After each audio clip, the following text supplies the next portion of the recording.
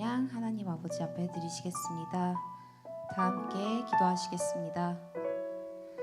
사랑과 은혜가 풍성하신 하나님 아버지, 지난 한 주간도 아버지의 이끄심에 따라 무사히 그리고 안전히 하루하루를 보낼 수 있게 하여 주시고 오늘의 예배의 자리에 우리를 불러주심에 진심으로 감사드립니다. 이 감사의 계절에 아버지 앞에 감사하지 못하고 아버지보다 더 의지했던 모습들을 고백합니다. 용서하여 주시옵소서.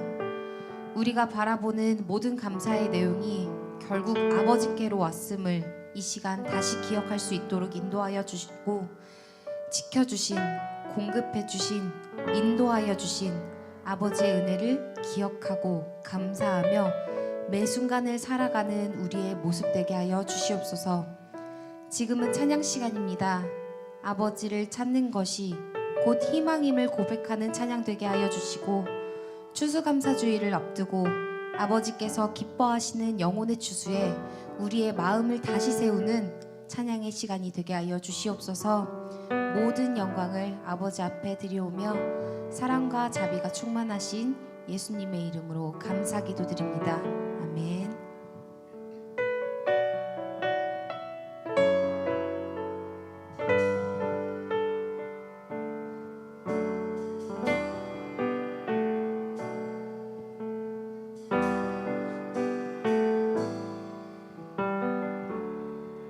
세상을 구원하기 위해 세상을 구원하기 위해 흘려야 할 피가 필요하다면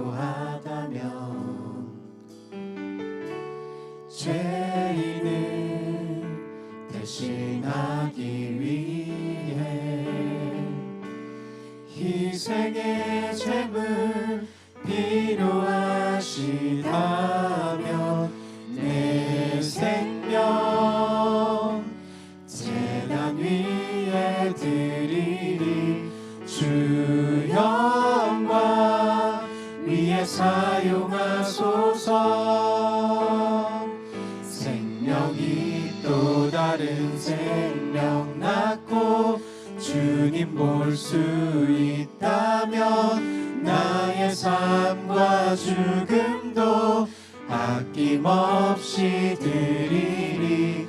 죽어야 다시 사는 주의 말씀 믿으며 하늘의 미랄 되어 썩어지리니 예수님처럼 살아가게 하소서. 처음부터 찬양하시겠습니다. 길 잃어 지친 양을 찾아 길 잃어 지친 양을 찾아 마음 상해 이리저리 한 영혼 찾아 아파하는 한 영혼 찾아 아파하는 예수님 마음 내게 주옵소서. 십자가 온 세상 위에 십자가 온 세상 위한 그 희생 눈물로 그 길 가게 하소서. 생명이 또 다른 생명 낳고 주님 볼 수 있다면 나의 삶과 죽음도 아낌없이 드리리. 죽어야 다시 사는 주의 말씀 믿으며 하늘의 미랄 되어 썩어지리니 예수님처럼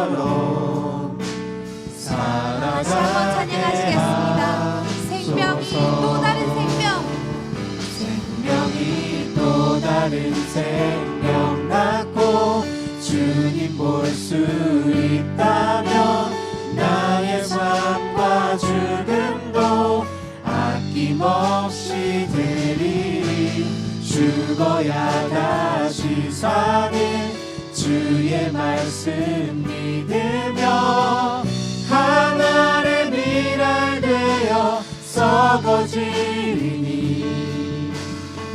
예수님처럼 우리의 온 마음을 고백을 소원합니다. 생명이 또 다른 생명 낳고 생명이 또 다른 생명 낳고 주님 볼 수 있다면 나의 삶과 죽음도 아낌없이 드리리 죽어야 다시 사는 주의 말씀 믿으며 하늘의 미랄 되어 썩어지리니 예수님처럼 이 시간 마지막으로 가장 큰 목소리로 찬양하시겠습니다. 생명이 또 다른 생명 낳고 생명이 또 다른 생명 낳고 주님 볼 수 있다면 나의 삶과 죽음도 아낌없이 드리리 죽어야 다시 사는 주의 말씀 믿으며 하늘의 미랄 되어 썩어지리니 예수님처럼 살아가게 하소서. 추수감사주의를 앞두고 우리가 드리는 감사가 땅의 풍성함에만 머무르는 것이 아니라 하나님께서 우리 삶 속에 심으신 씨앗들이 열매 맺게 하신 은혜를 기억하는 시간이 되길 원합니다. 이번 추수감사 찬양을 준비하면서 아버지께서 가장 기뻐하실 열매가 무엇일까?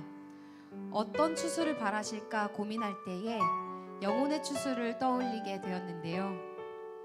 그래서 오늘의 찬양은 모든 열방과 모든 영혼이 구속사 말씀 앞으로 춤을 추며 달려오는 그날을 바라보며 준비하게 되었습니다.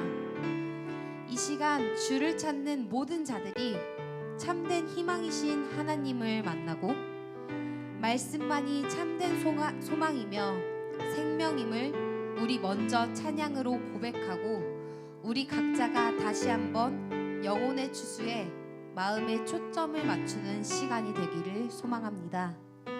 아버지께서 기뻐하시는 영혼의 추수를 다시 마음 깊이 새기며 다 함께 주를 찾는 모든 자들이 찬양하시겠습니다. 주를 찾는 모든 자들이 주로 말미암아 기뻐하고 즐거워하게 하시며 주의 구원을 사랑하는 자들이 항상 말하기를 하나님은 위대하시다. 다 함께 찬양하시겠습니다.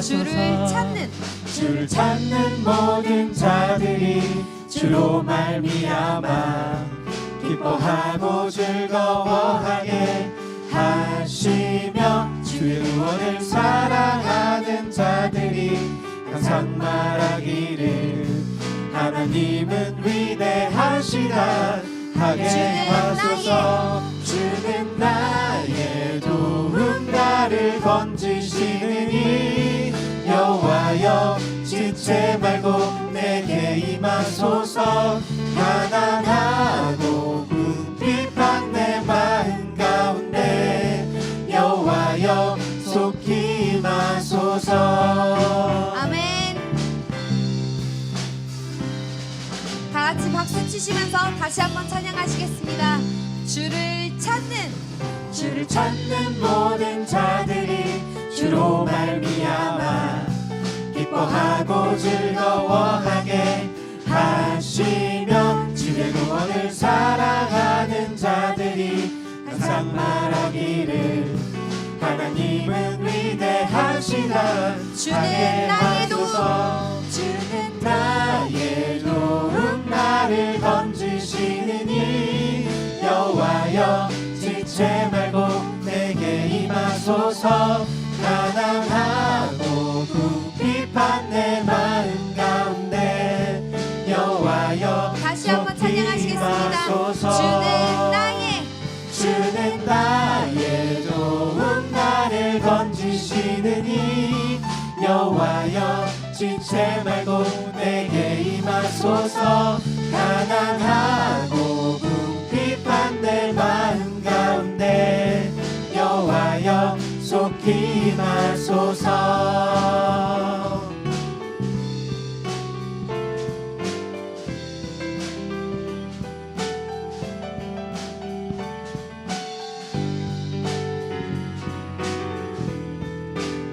이 시간 다 함께 큰 목소리로 찬양하시겠습니다.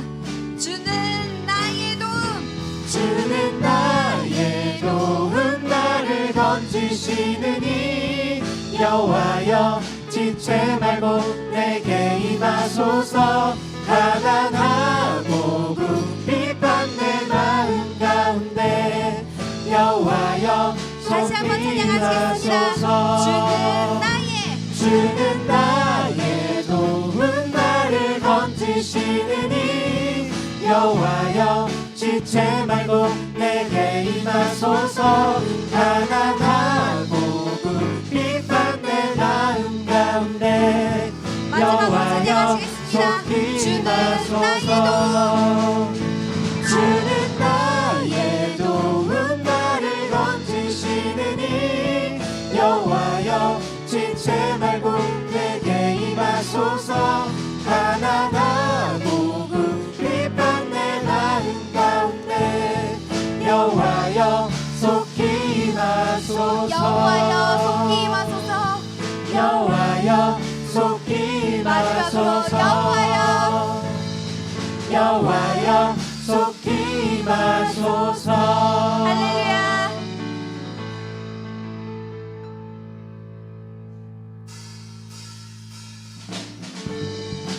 우리를 구원하신 주님의 사랑에 감사하며 그 은혜 앞에 찬양으로 나아가겠습니다. 이 시간 다 함께 희망의 노래 찬양하시겠습니다. 감사드리세, 감사드리세 우리 주께 크신 사랑 베푸셨네. 찬양드리세 어린 양께 영원히. 다시 한번 감사드리세, 감사드리세 우리 주께 크신 사랑 베푸셨네. 찬양드리세 어린 양께 영원히. 감사해 고통과 눈물 없는 곳 열어주시리. 감사해 모든 만물 새롭게 되는 그날 주시리. 그날에 열방과 모든 민족들 주 찬양하리. 새하늘과 새 땅에 그날 기뻐 노래하리. 처음부터 찬양하시겠습니다. 감사드리세 우리 주께 크신 사랑 베푸셨네. 찬양드리세 어린 양께 영원히. 감사드리세 우리 주께 크신 사랑 베푸셨네. 찬양드리세 어린 양께 다시 한번 찬양하시겠습니다. 영원히. 감사드리세 우리 주께 크신 사랑 베푸셨네. 찬양드리세 어린 양께 영원히. 감사드리세 우리 주께 감사드리세 우리 주께 크신 사랑 베푸셨네. 찬양드리세 어린 양께 영원히. 감사해 고통과 눈물 없는 감사해 고통과 눈물 없는 곳 열어주시리. 감사해 모든 만물 새롭게 되는 그날 주시리. 그날의 열방과 그날에 열방과 모든 민족들 주 찬양하리. 새하늘과 새 땅에 새하늘과 새 땅에 그날 기뻐 노래하리. 감사해 고통과 눈물 없는 곳 감사해 고통과 눈물 없는 곳 열어주시니. 감사해 모든 만물 새롭게 되는 그날 주시니. 그날에 열방과 모든 민족들 주 찬양하리. 새하늘과 새 땅에 새하늘과 새 땅에 그날 새하늘과 새 땅에 새하늘과 새 땅에 마지막으로 새하늘과 새하늘과 새 땅에 그날 기뻐 노래하리. 할렐루야.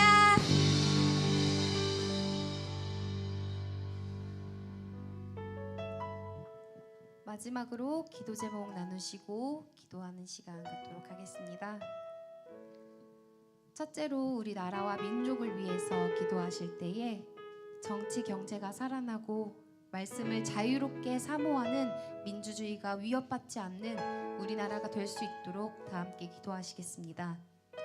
둘째로 교회를 위해 기도하실 때에 모든 성도와 전 세계가 구속사 말씀 앞에 달려나와 한마음 한뜻으로 하나님을 예배하는 공동체가 되고 하나님의 평강이 우리 교회를 덮어 사랑과 말씀만이 흐르는 교회가 될 수 있도록 다 함께 기도하시겠습니다. 셋째로 요셉 선교회를 위해 기도하실 때에 두 분의 교역자님을 위해서 기도해 주시고 또한 영혼이 살아나는 기관으로 소문이 나서 부흥하는 요셉 선교회가 될 수 있도록 다 함께 기도하시겠습니다. 넷째로 개인과 가정을 위해서 기도하여 주시고 마지막으로 중보 기도 제목인 김광숙 요셉의 아버지 김성균 집사님의 건강을 위해 기도해 주시고 박성환 가족회원의 수술이 11월 19일에 있습니다. 몸과 마음을 견고히 지켜주시고 수술과 회복의 전 과정이 하나님의 은혜 가운데 진행될 수 있도록 다 함께 기도하시겠습니다. 우리 안에 심겨진 생명의 씨앗이 열매를 맺어 모든 민족과 열방이 주님을 보게 되는 날을 소망하며 이 시간 모든 열방 주볼 때까지 찬양하신 후에 통성으로 기도하시겠습니다.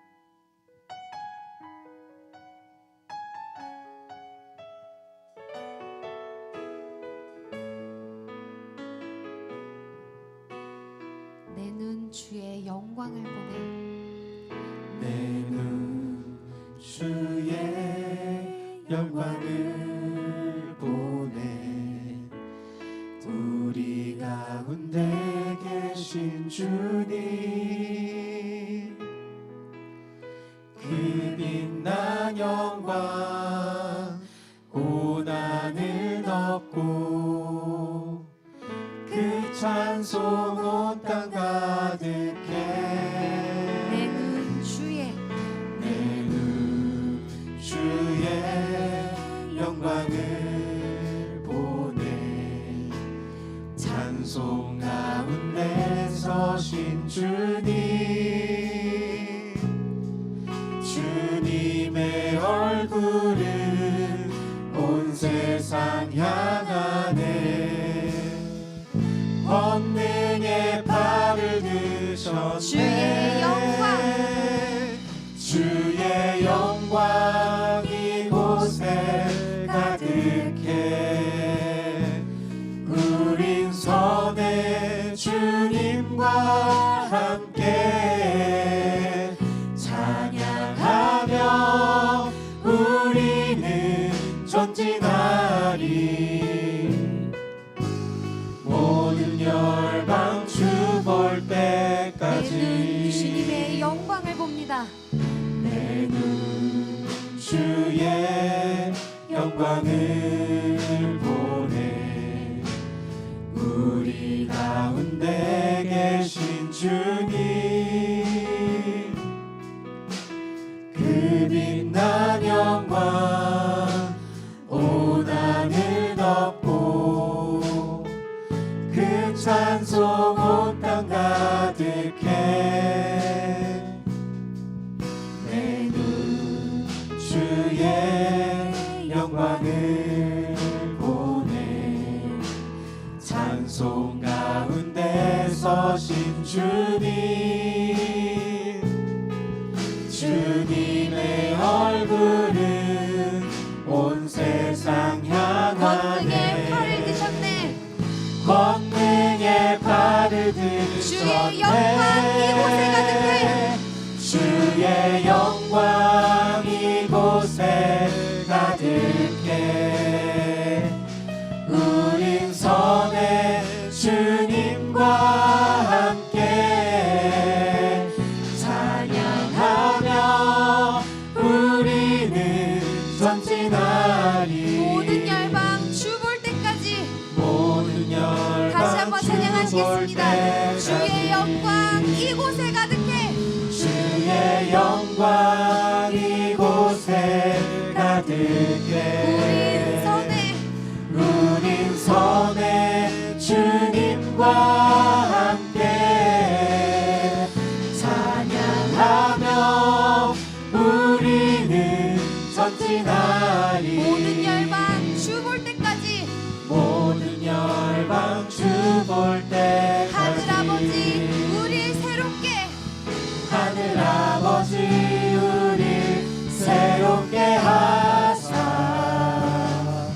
열방 중에서 주를 섬기게 하소서 모든 나라 일어나 찬송 부르며 영광의 주님을 다시 보게 한번 찬양하시겠습니다. 하소서 모든 나라 일어나 찬송 부르며 영광의 주님을 이 시간 보게 가장 큰 목소리로 찬양하시겠습니다.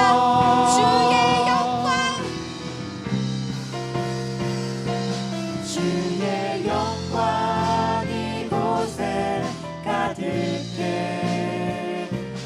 우린 선의 주님과 함께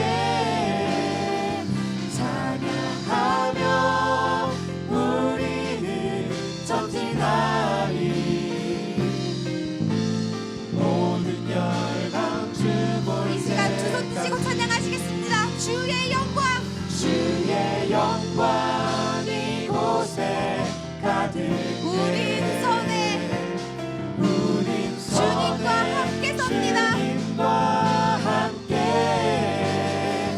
찬양하며 우리는 전진하리 모든 열방 주 볼 때까지 모든 열방 주 볼 때까지 찬양하며 전진하리 찬양하며 우리는 전진하리 모든 열방 주 볼 때까지 모든 열방 주 볼 때까지 이 시간 다 같이 아멘 할렐루야 삼창하신 후에 동성으로 기도하시겠습니다.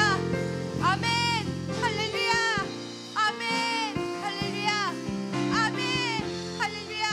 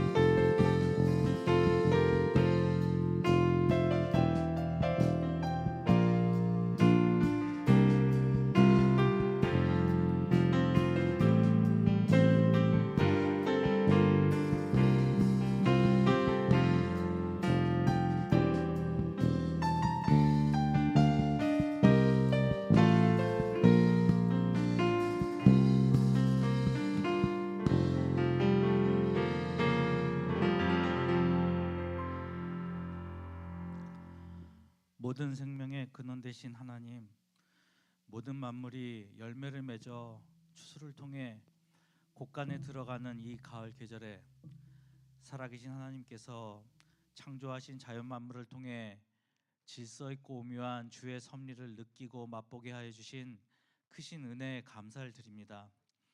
하나님 사랑, 이웃 사랑이라는 예수님께서 가르치신 계명대로 살지 못하고 근신하여 깨어 기도하라는 명령에도 순종하지 못했던 허물 많고 연약한 저희들임을 이 시간 고백합니다.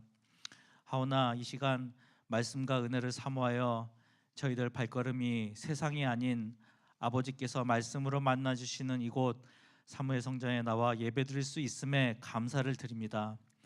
사망 권세를 깨트리고 첫 열매 되신 예수님을 따라 잠들었던 저희들의 믿음과 감사도 다시 살아나는 오늘 예배로 아버지 인도하여 주옵소서. 혼란스러운 세계의 정세와 분열되기만 하는 국내 정치의 소용돌이 속에서 사랑하는 대한민국 좌초되지 않고 여기까지 인도하신 하나님의 에베네셀의 축복에 힘입어 건국기념으로 허락하신 자유 대한민국과 상권 분립을 통해 정의롭고 부강한 나라로 우뚝 설 수 있도록 주님 이 나라를 이끌어 주옵소서. 평강제일교회 또 전 세계 세워주신 말씀의 교회들이 오직 예수 신앙으로 하나 되고 하나님 앞에 사람 앞에 거짓 없고 신실한 목회자들과 성도들이 되게 하여 주셔서 거짓으로 진리를 회방하는 악한 세력과 싸워 승리하게 하시고 순결하고 깨끗한 하나님의 말씀, 구속사 말씀이 전 세계에 힘차게 증거되는 날이 앞당겨지도록 인도하여 주옵소서. 사랑하는 요셉선교회 두 분의 교육자님과 세월신 임원단 또 회원들 모두가 한마음 한뜻으로 부흥을 향해 달려가게 하옵시며 직장생활, 결혼, 가정생활, 육아 등 당면한 어려운 문제들로 인해 낙담하거나 좌절하지 않고 말씀과 기도 가운데 예수님을 만나고 주님께서 참된 친구가 되어주셔서 어디를 가든 감사 찬송이 끊이지 않는 복을 허락하여 주옵소서. 오늘 최희선 목사님 통해 증거되는 말씀으로 아멘이시오 모든 감사의 출발점 되신 주님을 저희들 바로 깨닫도록 인도하시고 여수는 성가대의 아름다운 찬양이 하나님께 영광이 되고 듣는 저희들에게는 위로와 소망이 되게 하여 주옵소서. 오늘도 예수님과 교제를 통해 우리의 삶이 기쁨으로 변화되도록 이끌어 주심을 믿으며 존귀하신 예수님의 이름으로 기도합니다. 아멘.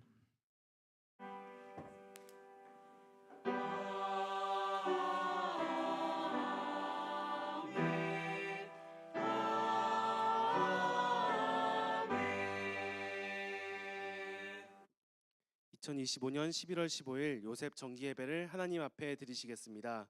오늘 은혜 나누실 성경 말씀은 누가복음 17장 15절에서 17절 말씀입니다.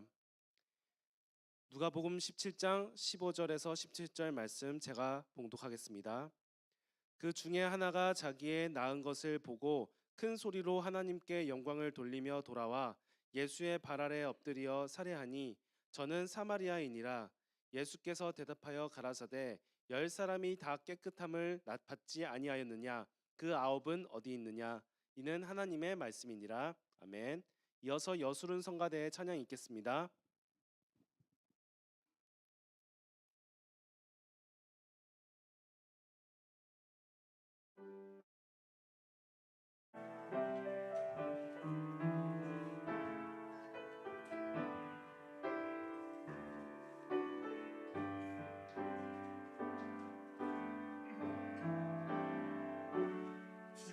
지금까지 함께하신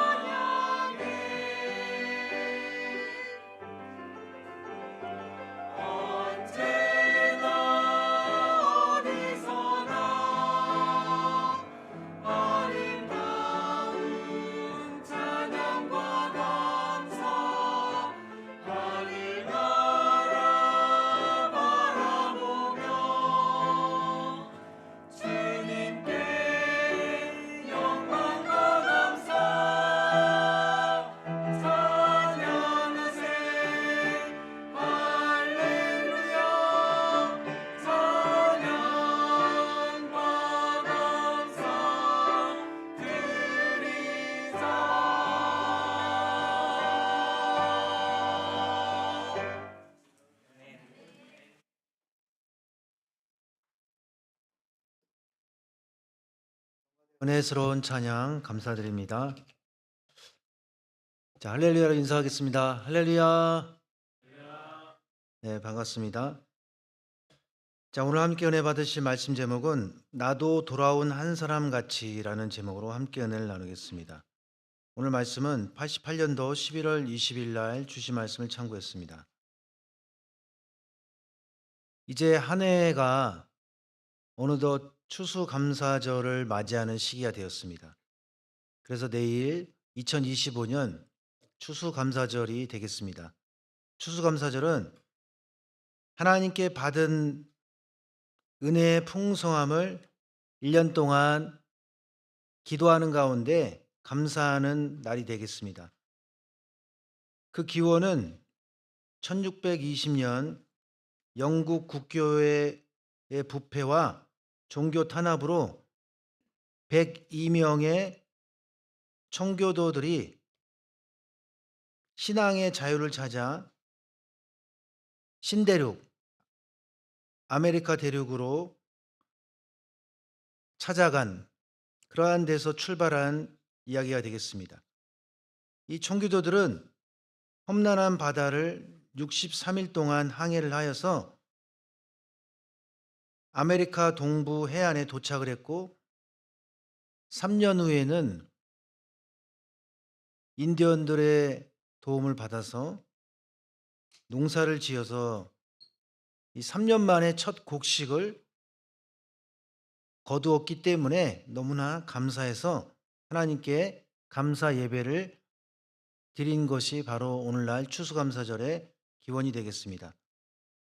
이 전통은 나중에 미국 초대 대통령 조지 워싱턴과 또한 아브라함 링컨 대통령에 의해서 11월 마지막 목요일로 정해졌는데 한국에서는 1885년 아펜젤러 더 언더우드 선교사가 우리나라의 11월 셋째 주 주일을 추수감사절로 지키게 하였습니다.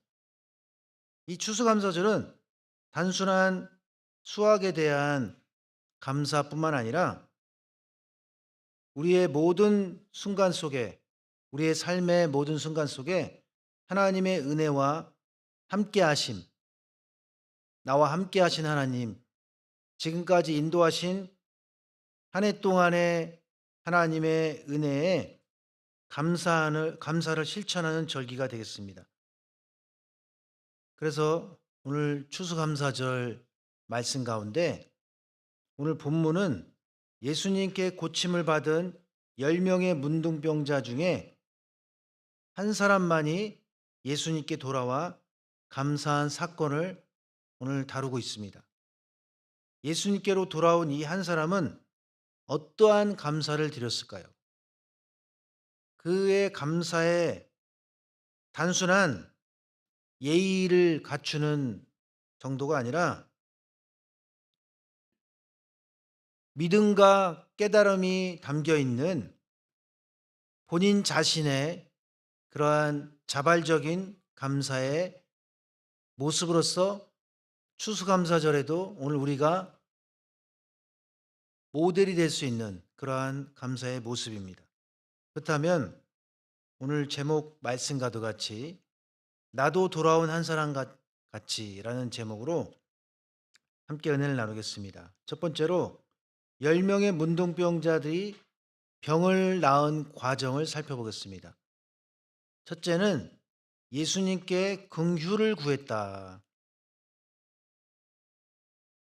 누가복음 17장 11절부터 13절 보면 예수께서 예루살렘으로 가실 때에 사마리아와 갈릴리 사이로 지나가시다가 한 촌에 들어가시니 문둥병자 10명이 예수를 만나 멀리 서서 소리 높여 가로되 예수 선생님이여 우리를 궁일이 여기소서 하거늘.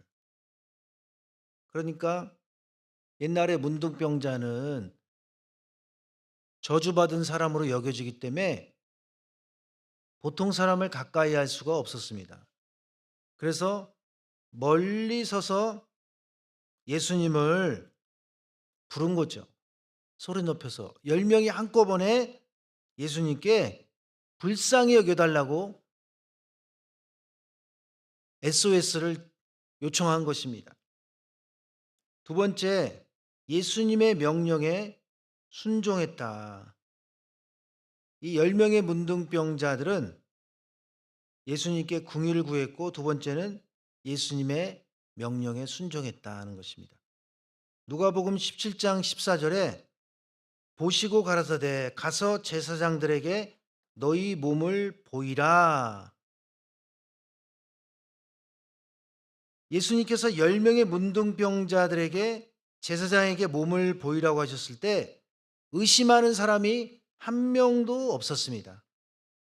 서로 10명이 어떻게 했으면 좋겠느냐 저렇게 말씀하시는데 가야 되겠느냐 아니면 당장 가야 되겠느냐 아니면 좀 이따 가야 되겠느냐 아니면 좀 가지 말고 다른 방법을 요청해야 되겠느냐 의논하지 않았습니다.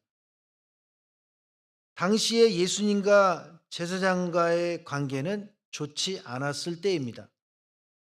그렇기 때문에 예수님의 이러한 명령에 순종하는 것은 쉬운 일이 아니었습니다. 예수님이 특별한 설명을 덧붙이지도 않으셨습니다. 그냥 제사에 가서 몸을 보이라. 그게 다예요. 특별하게 그 전에 예수님을 만나서 설명을 들었거나 말씀 공부를 했거나 많은 접촉이 있었다든지 그러한 것도 아니었습니다. 우리가 10명의 문둥병자 같은 그러한 모습을 통해 만약에 그 당시에 우리 각자가 나의 일이었다면 과연 여기에 토를 달지 않고 10명이 모두가 똑같이 제사장에게 갈 수 있었을까? 10명이 몸에 그 문둥병이 치료가 안 됐는데 서로 한마음이 돼서 순종을 한 거예요. 제사장에 가면은 니네 몸이 다 나을 거야. 그런 설명도 없었고 또 어떤 조건도 없었습니다. 그래서 10명이 동시에 예수님의 명령에 순종했다는 것. 세 번째, 작은 3번. 문둥병자들이 제사장을 만나러 가는 도중에 병이 나았다. 누가복음 17장 14절 보면 보시고 가라사대 가서 제사장들에게 너희 몸을 보이라 하셨더니 저희가 가다가 깨끗함을 받은지라. 가다가. 그러니까 교회에 오다가 사실 우리 애가 열이 40도가 넘었는데 병원에 안 가고 교회에 오다가 열이 내렸다. 나 혼자가 아니라 우리 코로나 때를 생각해 보세요. 애기도 코로나 걸릴 수 있죠. 근데 10명이 한꺼번에 병원에 안 가고 교회 온다. 이게 쉬운 일입니까? 근데 한꺼번에 또 났어요. 그러니까 10명이 동시에 그 문둥병은 불치병이잖아요. 동시에 나오니까 야, 너 얼굴 좀 봐. 서로가 뭐 거울이 그 당시에 발달되지 않았으니까. 모두가 좋아졌네. 피부 좀 봐.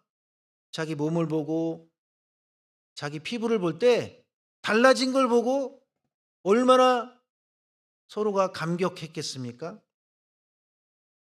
그래서 이것이 오늘날 우리에게도 적용을 해볼 때 우리가 아이를 기르는 입장에서 제일 와닿는 게 뭡니까? 우리 애가 아픈데 병원에 안 가고 교회 오다가 열이 내리고 기침이 멈추고 또 아픈 데가 없어지고 그게 쉽지 않은 거죠. 그것도 10명이 동시에. 자, 큰 두 번째로 그러면 한 명의 문둥병자가 예수님께로 돌아오는 과정을 살펴보겠습니다. 첫 번째, 제사장에게 가는 도중에 예수님께로 돌아왔다. 그러니까 이 한 명도 분명히 문둥병은 나았을 거 아니에요.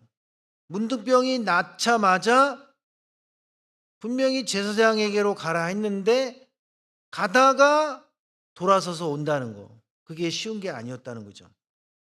누가복음 17장 14절부터 16절 보면 저희가 가다가 깨끗함을 받은지라 그 중에 하나가 자기 나온 것을 보고 큰 소리로 하나님께 영광 돌리며 돌아와 예수의 발 아래 엎드려. 이 한 사람의 특징은 자기가 나온 걸 알고 나서 큰 소리로 하나님께 영광 돌린 거예요. 그리고 예수님께 돌아왔다는 거. 자, 두 번째, 한 명의 문둥병자가 예수님께 돌아오는 과정. 다른 문둥병자의 방해가 있었다.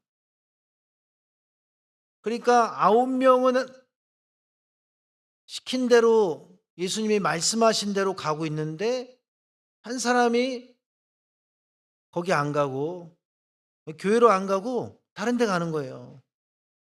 다른 데가 어디입니까? 예수님 계신 곳이죠. 그럴 때 이 9명이 야, 제사장에게 가라 그랬지, 교회 가라 그랬지, 언제 연수원 가라 그랬냐, 언제 다시 돌아가서 예수님 만나라 그랬냐, 그런 거예요. 여러분, 교회 우리가 가는데 문제가 해결되고 교회에 충성했더니 어려움이 해결되고 오랫동안 해결되지 않았던 기도 제목에 응답이 왔어요. 그래서 교회 가는 그 과정이 옛날에 무슨 교통 수단이 발달됐겠습니까? 그러니까 그 가는 과정도 자기 힘을, 자기 에너지를 쏟아야 되는 거예요.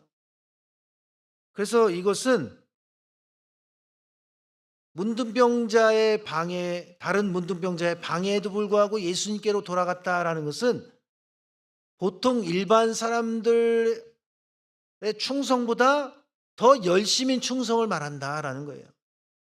언제 또 교회 오라 그랬냐? 언제 또 시키지 않은 일을 하라 그랬냐? 이 정도 충성했으면 됐지. 뭘 또 하라는 것이냐? 그런 방해, 그런 대화라는 거예요. 그러기에 9명의 무리에서, 문둥병자의 무리에서 떨어져서 예수님께로 가기까지는 외로움과 고독이 있었다. 여러분, 남들이 가지 않은 길을 간다고 할 때 그게 정말 내가 맞는 것인지, 은혜가 임하지 않고서는요, 결과가 나오지 않고서는 자신이 없을 수가 있어요. 그래서 다 반대하니까 내가 가는 게 맞나? 이 한 명도 좀 고개를 갸우뚱할 수 있겠죠. 그럼에도 불구하고 결론은 예수님께 갔다는 거. 세 번째, 작은 3번, 예수님께 돌아와 살해하였다. 누가복음 17장 16절부터 17절 보면 예수의 발 아래 엎드려 살해하니 저는 사마리아인이라. 그러니까 그 한 명이요, 유대인이 아니라 사마리아인이었다는 거예요. 유대인들이 볼 때 취급도 안 하는 사람, 그런 사람이 오히려 예수님께 돌아왔다는 거죠. 근데 그냥 맨손으로 온 게 아니라 살해하니. 그러니까 감사의 예물을 가지고 왔습니다. 17절 보면 예수께서 대답하여 가라사대 10사람이 다 깨끗함을 받지 아니하였느냐? 그 9은 어디 있느냐? 이게 맞았구나. 그 한 명이 깨달은 거 아니겠어요?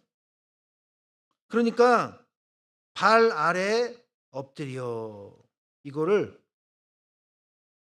예배 행위로 볼 수 있다는 거예요. 예배 행위로. 그러니까 9명이 예수님께로 가려는 이방인에게, 야, 우리는 구속사 말씀 받은 교회 다니고 있어. 우리는 아브라함 자손인데 너 이방인이잖아. 그런 선민의식으로 방해했다는 거예요. 지금까지 너 예배 몇 번 드렸어? 너 구속사 책 몇 번 읽었어? 너 하나님의 영광이 니네 사람들한테 있냐? 하나님의 약속이 있냐? 뭐가 있냐? 그런 말을 했다는 거예요. 니네는 영원한 천국도 없잖아. 그런 말을 듣고도 그런 방해를 이기고 예수님 발 앞에 왔을 때 예수님은 오히려 함께 오지 않은 9명에 대해서 어디 있느냐? 그 한 사람을 꾸짖었어요. 방해를 물리치고 온 것도 사실은 칭찬해 줄 건데 너 왜 혼자 왔어? 너 왜 전도 안 했어? 그걸 물어본 거예요. 9명은 다 어디 있느냐? 말씀하셨습니다. 이것은 시키는 일만 했습니다.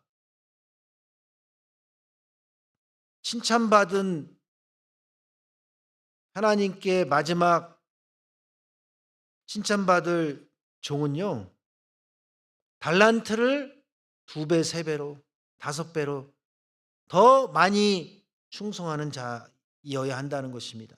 더 충성하고 더 헌신하는 것이 어렵지만 칭찬받을 수 있는 그러한 조건이 되겠습니다. 발 아래에 엎드려. 이것은 겸손한 태도를 말하는 것으로 무엇을 해도 말씀에 초점을 맞추는 태도다. 왜 그렇습니까? 발 아래 엎드린다는 건요, 그냥 사람에게 절하는 게 아니라 예배드리는 태도라 그랬고요, 예수님 말씀에 집중하는 태도입니다. 누구를 만나도 주의 음성을 듣겠다는 겸손한 마음, 사모하는 마음이라는 것입니다. 여러분 엎드린 적이 있어요? 우리가 기도를 해도요, 내가 정말 간절하면 엎드리잖아요. 그러니까 이 한 명의 문둥병자는 병이 나았다 그래서 마음이 들뜨고 행동이 달라져서 교만해지고 그러지 않았다는 거예요. 예수님 앞에 납작 엎드려서 너무 감사합니다 그러면서 겸손한 자세로 제물이 되는 심정으로 찾아왔다는 것입니다. 그러므로 오늘 우리의 신앙생활 하나님께서 원하시는 것이 뭐냐? 하나님이 기뻐하시는 것이 무엇일까를 찾는 태도를 가져야 된다는 거예요. 나 시키는 거 다 했어, 회장님이. 나 임원으로서 난 다 할 일 했어. 맞는데 중요한 거는 자발적으로 찾아봐야 된다는 거죠. 그럼 세 번째로 예수님께 돌아온 한 명의 감사의 특징을 살펴보겠습니다. 첫째로 자발적이고 창조적인 감사였다. 9명에게도 예수님에 대한 감사가 여러분 있었을까요? 없었을까요? 이게 질문이에요. 한 명은 분명히 살해를 했기 때문에 확실한 감사했잖아요. 그럼 예수님께 돌아오지 않은 그 9명은 유대인이에요, 유대인. 누구보다 어렸을 때부터 말씀을 듣고 자랐고 아브라함의 자손이라는 자부심이 있었어요. 근데 가장 중요한 정작 주인이 왔을 때 주인 앞에 오지 않은 거예요. 자기 힘들고 어렵고 그럴 때는 찾아갔지만 담대하지 않은 것입니다. 그래서 9명에게도 감사는 있었다. 예수님에 대해서 고마움이 있었다는 거예요.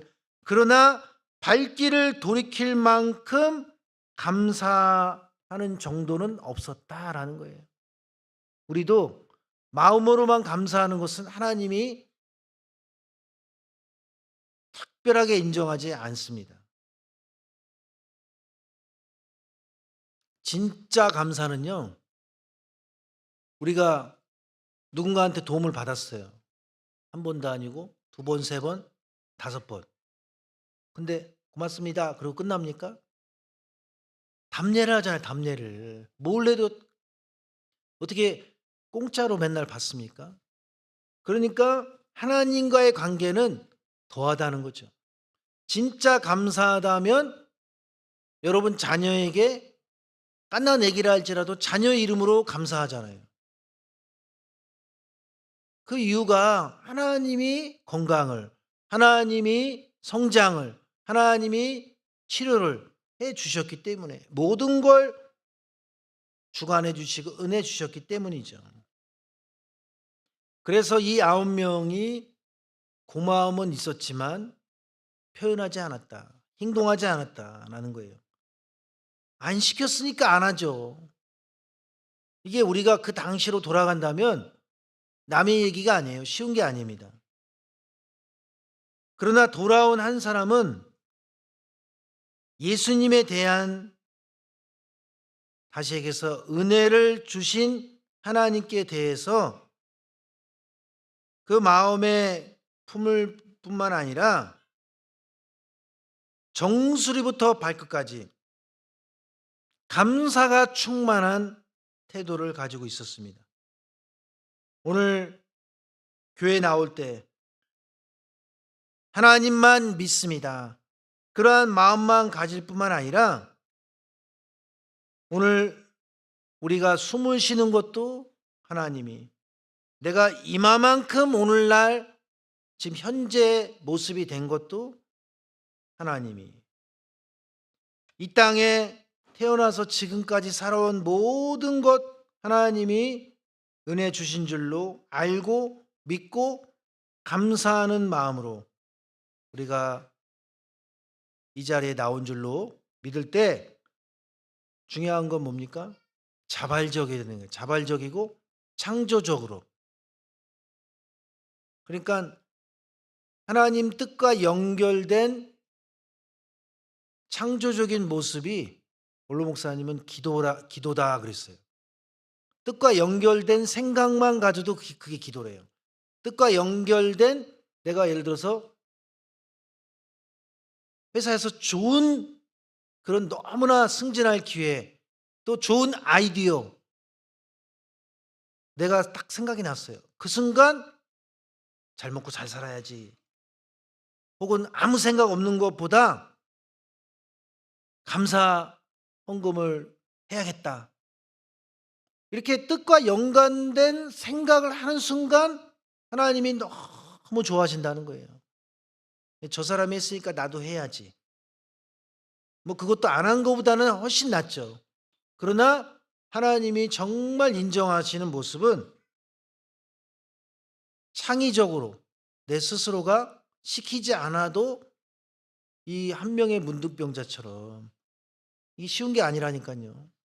예수님이 그 당시에 뭐 대단한 권세와 인기와 그런 위치에 있었던 것이 아니라 다 홀대받고 다 싫어하고 그런 가운데 돌이켜서 찾아간다는 것은, 그러니까 그 9명의 유대인들이 왜 안 찾아갔겠어요? 예수님의 권력자였다면 안 갔겠습니까? 예? 큰 교회 당회장님이었다면 안 갔겠어요? 자, 두 번째 작은 2번, 예수님께로 돌아온 한 명의 감사의 특징은 정이 있는 감사였다. 따뜻함이 있는 감사래요. 창세기 43장 31절 보면 얼굴을 씻고 나와서 그 정을 억제하고 음식을 차리라 하며, 요셉이 형제들을 만났을 때 23년 만에 만났어요. 그랬을 때 요셉이 알아본 거잖아요. 그 언어도 두 가지로 했기 때문에 애굽 언어도 할 줄 알고 히브리어도 할 줄 알고, 그러니까 형제들끼리 말하는 걸 다 알아들으니까 알아볼 수밖에 없죠. 형제들만 모르고. 그럴 때 너무 눈물이 났는데 억제하고, 그 정을 억제하고 그 마음의 따뜻함, 그 형제 위에 요셉은 있었다는 거죠. 저 사람들이 나를 구덩이에 빠뜨렸어. 그래서 공황장애가 오고, 그래서 과거에 있었던 일 못 잊고 그런 사람이 아니었다는 거예요. 왜 그렇습니까? 요셉이 구덩이에 빠진 그 상처보다 그 후에 하나님이 살아계시는 체험을 더 많이 했기 때문에, 하나님이 요셉의 상처받은 마음을 치료해 주신 것을 체험했기 때문에 형들이 자기에게 상처 준 것이 중요한 게 아니에요. 우리의 신앙생활도 마찬가지입니다. 왜 과거를 못 잊느냐? 여러분 기도하시기 바랍니다. 부모님에게 받은 상처, 가족에게 받은 상처 오래가죠. 그 과거에 받은 상처보다 하나님의 은혜가 더 강력하다면 잊어버려지는 거예요. 용서가 되고 조금씩 조금씩 마음이 넓어지거나 또 마음이 바뀌어지는 것입니다. 예수님의 반응에는 정이 있는 따뜻한 모습이었습니다. 반응에는 운동에 따라 자극을 하는 것을 말합니다. 이 정이라는 것은 따뜻함인데 남편과 아내 사이에 정이 없으면 결국엔 갈라지죠. 못 삽니다. 정이라는 것은 느끼어 일어나는 마음. 그러니까 처음에 우리가 연애할 때는 그 남녀의 그 연애, 원로 목사님이 제일 많이 그 남녀 연애에 대해서 설명하실 때 뭐라 그랬죠? 불이 붙으면 12시, 밤 12시에 공동묘지에서 만나도 뭐라 그래도 만난다 그랬잖아요. 그렇게 해서 결혼하신 분 손 들어보세요. 속으로. 과거에 그랬는데 지금 살아보니까 5년, 10년 살아보니까 또 몇 년 살아보니까 그 정도의 마음이 아직도 있습니까? 남편이 갑자기 전화해서 12시인데 나와. 불 붙는 마음으로 나가냐고요. 또 술 먹었구만.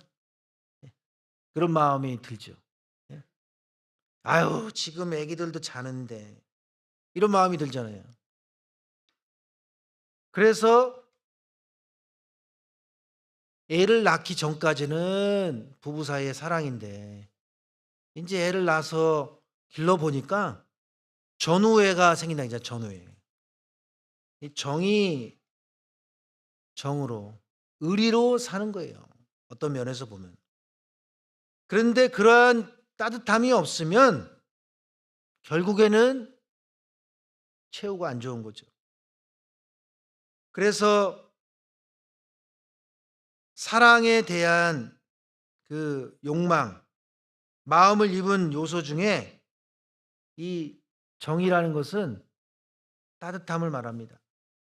감사는 단순한 그러한 감정이 아니라 하나님과의 관계에서 흘러나오는 사람으로서 하나님께 대한 따뜻함, 이웃 간에 또 사람과 사람 사이에 그 따뜻함이 있을 때 내가 저분한테 감사해야겠다 그러잖아요. 예수님께 감사한 사마리아인의 마음에는 사랑과 애정과 진심이 있었다.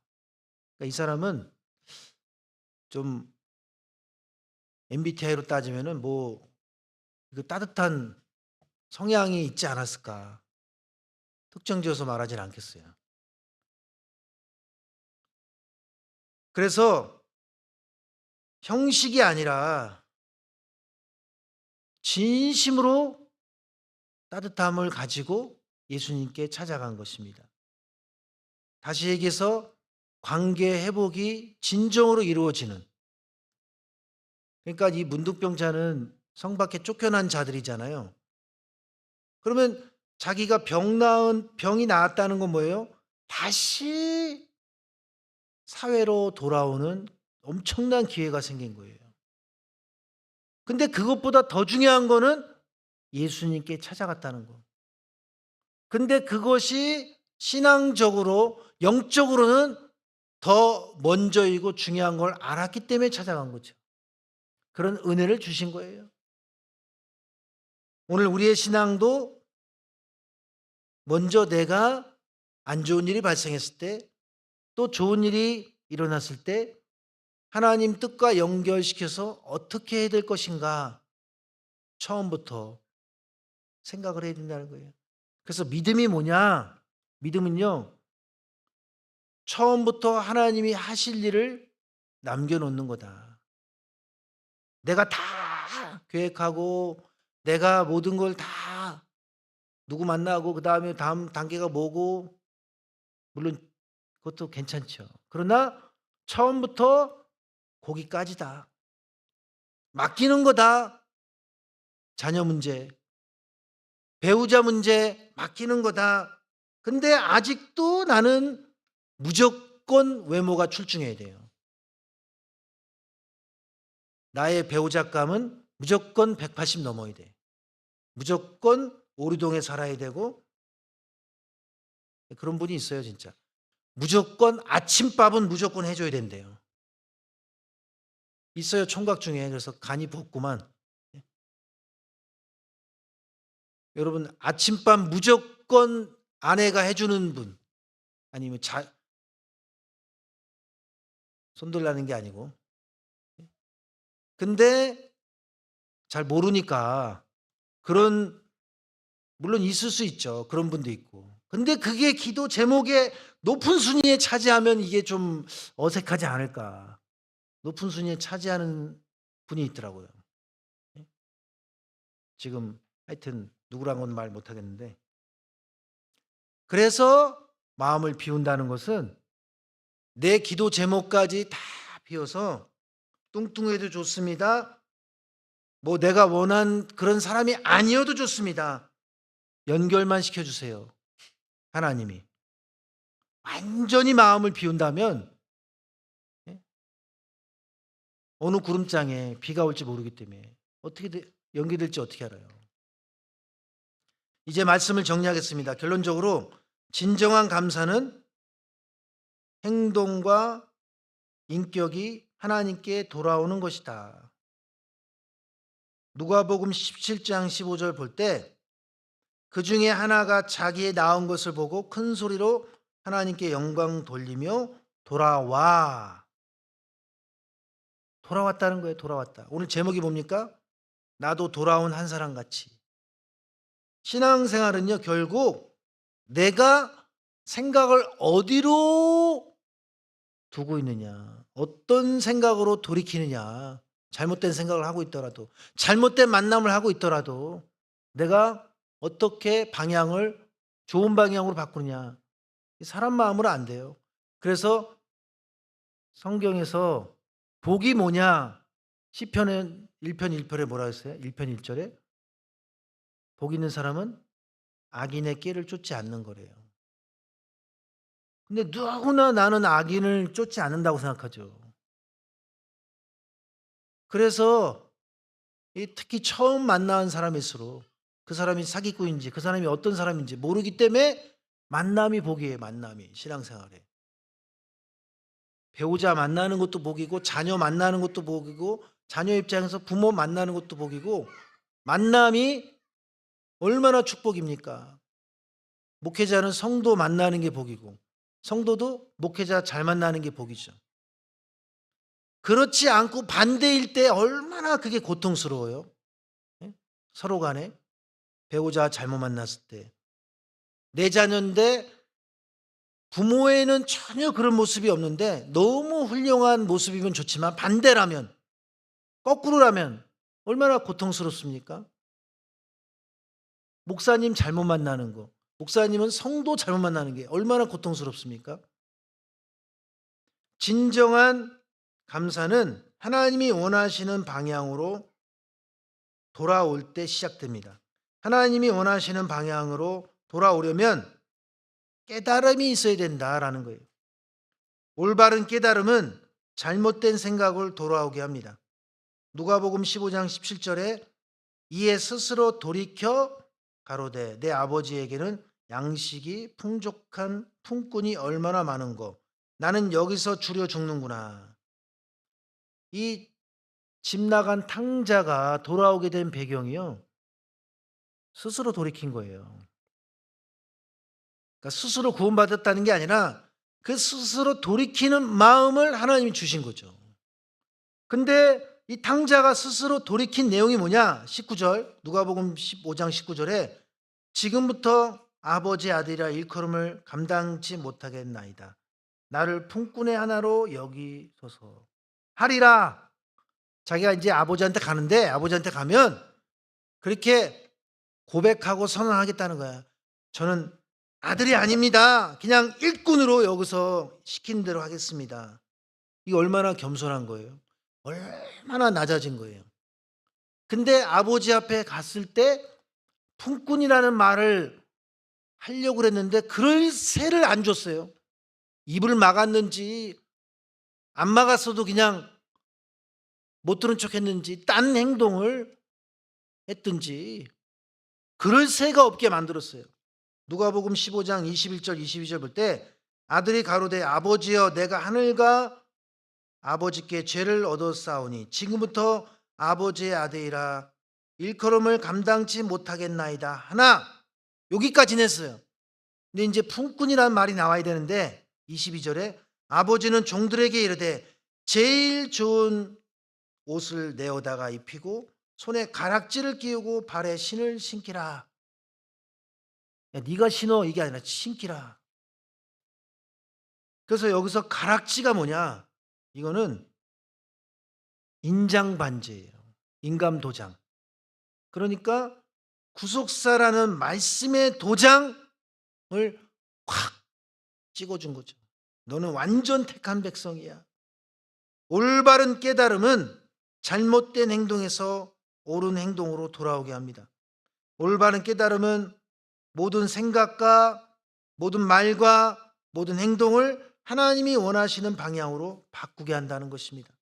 하나님이 원하시는 방향으로 바꾸는 것이 올바른 깨달음의 진정한 감사의 시작입니다. 아니, 잘 깨달아야 감사가 나오죠.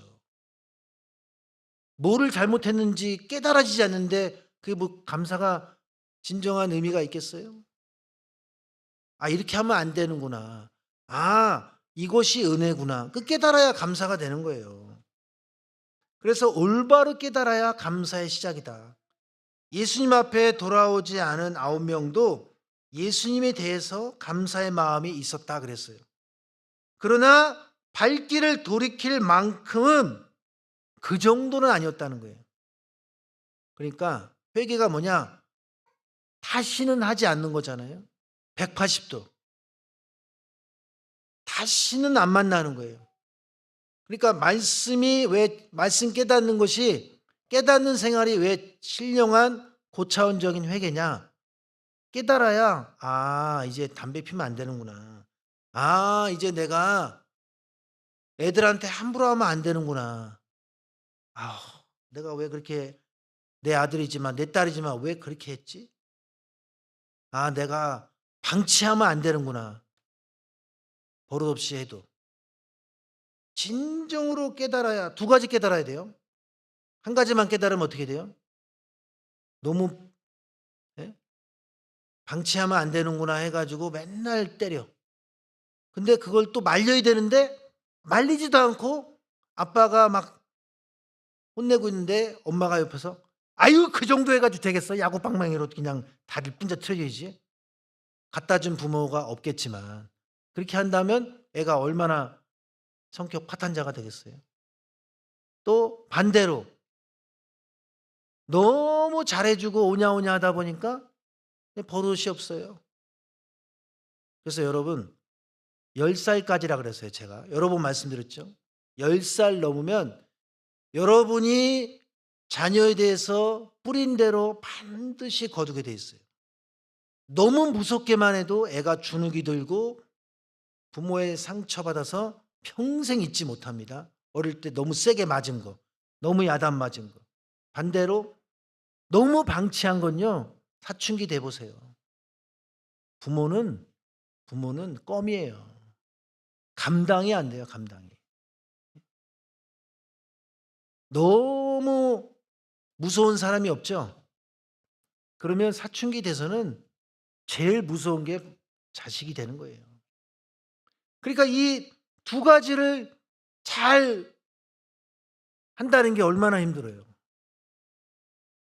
그래서 부모가 많이 기도하고 맡기고 결국에는 내 자식이 아니구나. 하나님 자녀구나.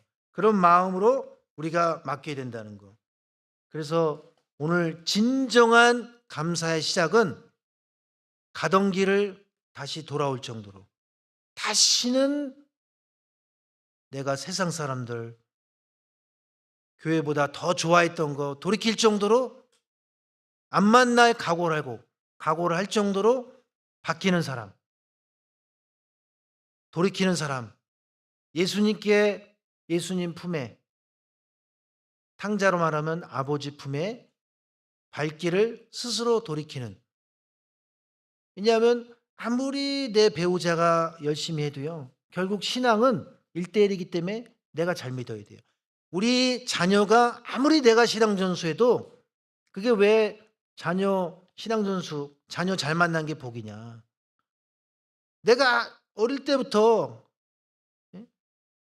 최근에 제가 또 신방을 한 적이 있어요. 어릴 때부터 뱃속에서부터 기도하고 신앙 전수했어요. 지금 안 나온다는 거예요. 그럼 어떡하냐고요. 하나님 원망하겠어요? 그러니까 지난 그 주일날 그 야곱 공부할 때 제가 로마서 9장 읽었잖아요. 하나님 앞에 다른 박질해도 안 되고 하나님 앞에 내가 열심히 했습니다. 50년 믿었습니다. 해도 하나님이 불쌍히 여기지 않으면 예정된 자가 아니래요. 왜 그렇습니까? 하나님의 불쌍히 여기심은 만세전에 예정됐기 때문에 우리가 잘 믿어서 똑똑해서 헌신을 많이 해서 이 자리에 있는 게 아니라 하나님의 궁일 속에 들어있는 거예요. 그래서 그게 어렵다는 거죠. 오늘 우리의 신앙이 그런다고 나는 아무것도 안 해도 돼가 아니에요. 각 사람마다 성향과 체질에 따라서 그 사람의 기도의 정도와 그 믿는 성향에 따라 각인의 분량대로 축복했다고 하듯이 그 나의 모든 성격까지 하나님은 보시고 선택하시고 돌아오게 하시고 다 이 세밀하게 신묘막측하게 하나님이 주관하고 계시다는 거. 그래서 내가 나의 분량도 있어야 되고 하나님이 복 주시는 것도 있어야 되고 너무 또 내가 하나님 영역을 침범하는 처음부터 하나님이 하실 일을 남겨놔야 되는데 그걸 다 침범해서 자기가 다 상담해 놓고 뭐 기도한다. 그런 게 아니라는 거죠. 그래서 오늘 추수감사절을 맞이해서 우리의 신앙이 결국엔 하나님이 원하시는 방향으로 돌이키는 자. 근데 결론이 나기 전까지는 모르니까 알 수 없다 하지만 결론이 났을 땐 이미 다 끝난 거예요. 돌이키려도 돌이키지가 않아요. 자기가 행한 그 악 때문에 자기가 행한 살아온 것 때문에 그게 뿌린 대로 심은 대로 거두는 원리가 머리로는 아는데 돌이켜지지가 않는다는 거. 바로왕도 여호와가 참신이심을 알게 하기 위해서 10대 재앙의 목적 중에 들어가요. 알면 뭐 하냐고요. 돌이키지는 못한다니까요. 그게 무서운 거예요. 그래서 오늘 우리는 머리로만이 아니라 나의 행동과 인격과 모든 것이 하나님이 원하시는 방향으로 돌이키는 깨달음, 그것이 감사의 시작이라는 것을 깨닫고 앞으로 신앙생활 가운데 올바른 깨달음을 달라고 기도하시기를 주님의 이름으로 축원합니다. 기도하겠습니다. 살아계신 아버지, 2025년 나라적으로 힘들었고 교회적으로 어려움이 있었습니다. 또 가정적으로 다사다난했던 한 해였습니다. 그럼에도 불구하고 저희들 어떤 방향으로 살아야겠습니까?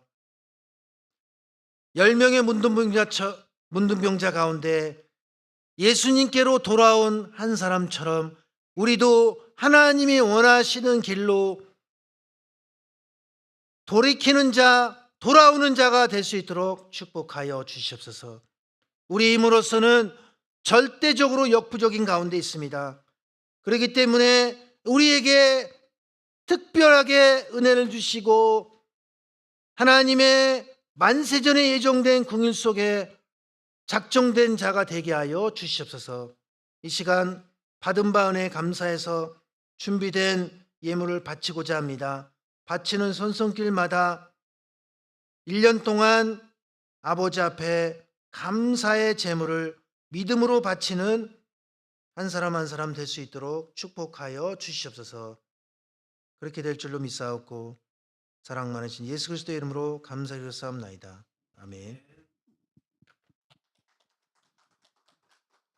다 같이 찬송가 274장 부르시면서 봉헌하시겠습니다.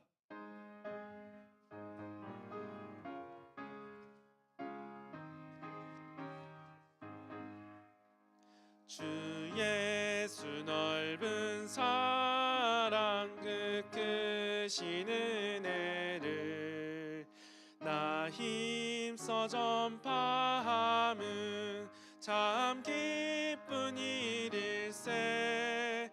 주 예수 복된 말씀 생명과 진리요 내 맘의 갈급함을 다 채워주시네. 예부터 전한 말씀 주 예수 크신 사랑 나 항상 전파하기 참 좋아하도다. 이 말씀 전할 때에 내 마음이 기쁘고 그 말씀 전할수록 새 기쁨 넘치네. 구원의 복된 말씀 못 들은 사람이 세상의 많음으로 힘써서 전하세. 예부터 전한 말씀 주 예수 크신 사랑 나 항상 전파하기 참 좋아하도다. 이 말씀 들은 사람 또 듣기 원하고 목말라 사모하니 그 말씀 진리라. 그 나라 영광 중에 나 부를 새 노래 예부터 좋아하던 이 말씀뿐일세. 예부터 전한 말씀 주 예수 크신 사랑 나 항상 전파하기 참 좋아하도다. 아멘. 광고 시간입니다. 첫 번째로 예배 안내입니다. 토요일 2시 30분 정기 예배가 진행이 되고 주일은 2시에 구속사 성경 공부가 사무엘 성전에서 진행이 됩니다. 다음으로 예배 캠페인 안내입니다. 2025년 11월 8일부터 25년 12월 28일까지 8주 동안 예배 캠페인이 진행이 됩니다. 내용으로는 요셉 공적 예배 참석하기, 예배 10분 전 자리에 참석해 기도로 준비하기, 마지막으로 마음과 뜻과 정성을 다해 경건한 자세로 예배드리기입니다. 초소 봉사 안내입니다. 11월 24일 월요일 저녁 9시에서 12시, 11월 25일 화요일 새벽 4시에서 6시 초소가 진행이 됩니다. 11월 29일 총동원 예배 안내입니다. 온 요셉 회원이 함께하는 총동원 예배로 드려집니다. 2부 순서로 찬양 기도의 주제 우리 함께라는 주제로 진행이 됩니다. 자세한 내용은 주보의 QR코드로 확인 바랍니다. 11월 30일 3부 봉헌 찬양 안내입니다. 봉헌 찬양곡은 손경민 작곡가의 주의 가정이라는 찬양입니다. 봉헌 찬양 연습은 토요일 예배 후 사무엘 성전에서 진행됩니다. 화요 브런치 모임입니다. 매주 화요일 11시 로이스 성전에서 진행이 됩니다. 다음 11월 18일 화요 브런치는 야외에서 진행됩니다. 자세한 내용은 부회장님에게 문의 바랍니다. 마지막으로 11월 청소 담당입니다. 사무엘 성전은 토요 정기예배 직후에 8, 9또래, 9일또래께서 진행해 주시겠습니다. 로이스 성전은 주일 점심 식사 후에 강희한, 이정준, 이진원, 이지혜, 요셉께서 진행해 주시겠습니다. 화장실은 석주용, 송효영, 이은진, 윤지선, 요셉께서 진행해 주시겠습니다. 특별한 광고 없으시면 다 같이 송영창손 6장 부르시고 목사님 축도로 모든 예배를 마치시겠습니다.